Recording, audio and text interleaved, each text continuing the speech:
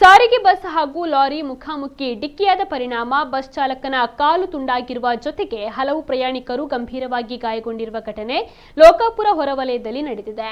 ಬೆಳಗಾವಿ ರಾಯಚೂರು ರಾಜ್ಯ ಹೆದ್ದಾರಿಯಲ್ಲಿ ನಡೆದಿರುವ ಈ ಅಪಘಾತದಲ್ಲಿ ಗಾಯಗೊಂಡವರನ್ನ ಲೋಕಾಪುರ ಸರ್ಕಾರಿ ಆಸ್ಪತ್ರೆಗೆ ರವಾನೆ ಮಾಡಲಾಗಿದೆ. ಡಿಕ್ಕಿಯ ರಭಸಕ್ಕೆ ಬಸ್ ಮತ್ತು ಲಾರಿಯ ಮುಂಭಾಗ ಸಂಪೂರ್ಣವಾಗಿ ನಜ್ಜುಗುಜ್ಜಾಗಿದ್ದು, ಸ್ಥಳಕ್ಕೆ ಲೋಕಾಪುರ ಪೊಲೀಸರು ಭೇಟಿ ನೀಡಿ ಪರಿಶೀಲನೆಯನ್ನು ನಡೆಸಿದ್ದಾರೆ.